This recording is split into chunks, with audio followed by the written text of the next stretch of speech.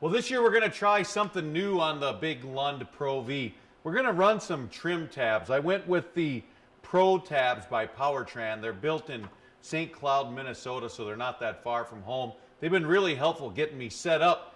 I got them all sitting out here on the bench, and I actually pre-assembled one because it's going to be tricky on the transom of these walleye boats with kicker motors and transducers, all that stuff, finding the right spot to put it. But I think we got it dialed in. When you open the box, you get two tabs, you get two actuators, really neat joystick control, which we'll see work later on in your wiring harness. It looks fairly straightforward, the installation, but again, finding the perfect spot is going to be tricky, so we're going to measure a lot more than twice, so when we start drilling holes, we got it all in the right place. So follow along for the next little while. We'll walk you right through the steps and show you what it looks like when we're done.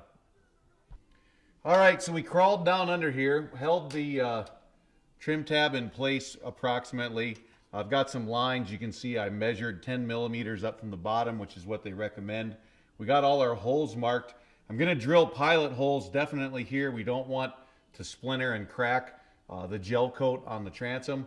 And we're going to have to silicone the holes when we put the screws in. But the next part is to get the actual trim tab mounted.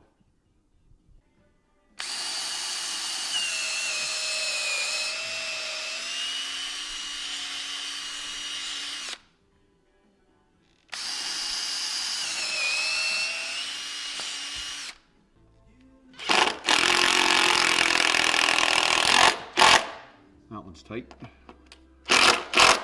It's tight.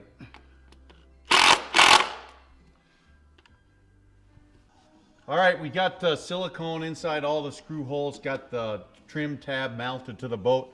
The next thing now is the actuator. We're gonna have to do some measuring to make sure we've got the proper clearance, but you can see already it looks like there's not gonna be any issue. So stick around, we'll come right back, get the holes marked and the actuator mounted. All right, we've got the actuator on the trim tab now. We just need to tighten these down. We'll go ahead and get these tight. Then we'll line everything up on the top, get our holes marked, and mount the other end of the actuator.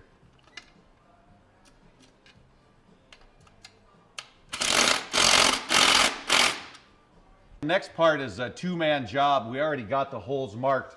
So we've got the actuator on. You're gonna get her up there fairly close, and then you've got to make sure that your trim tab is level with the bottom of the boat. We used a long straight edge for this, and you can see there that we've got the straight edge coming off the hull. Keep that trim tab about a ½ an inch above the straight edge. We got our holes marked up there. Now we just need to drill and get some screws in.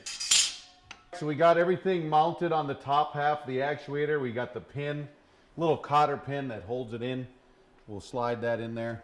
We'll bend those ends around later on, but that's what she's going to look like, nice and clean cut.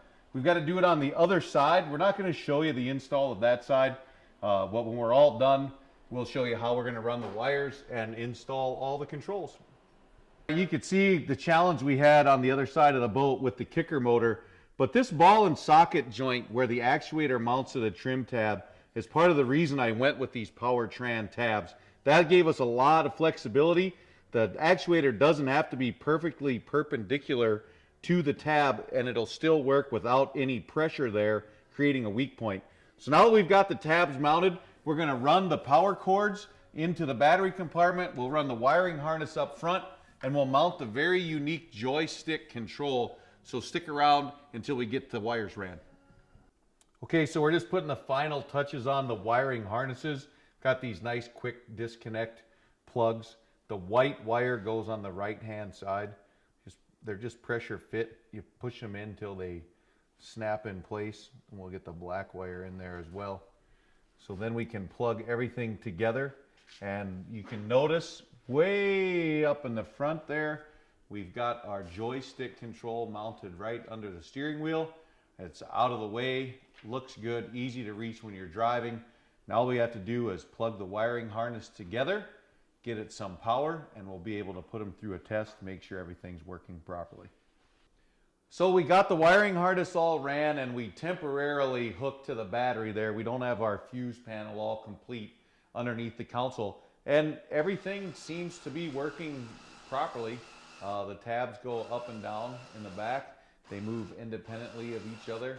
So we've got everything hooked up and ready to go.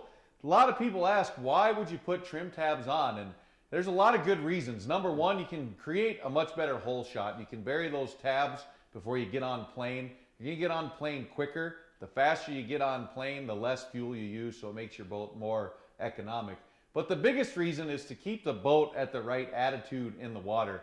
It happens more often than not, especially as a fishing guide. You get large groups of people in the boat. A couple guys sit on one side, maybe you don't have enough weight on the other, and it never fails. That's the side of the boat that the waves are pounding into. Now you don't have to stop the boat and ask people to move around and distribute weight. You can raise and lower one tab or the other and tilt the boat in the water so it rides through the waves much smoother, much cleaner, much drier. It doesn't take a bad boat and make it better. It makes a better boat and helps you get the ultimate performance out of it. So that's the installation of the PowrTran trim tabs. Hopefully this will help you when you install them on your boat.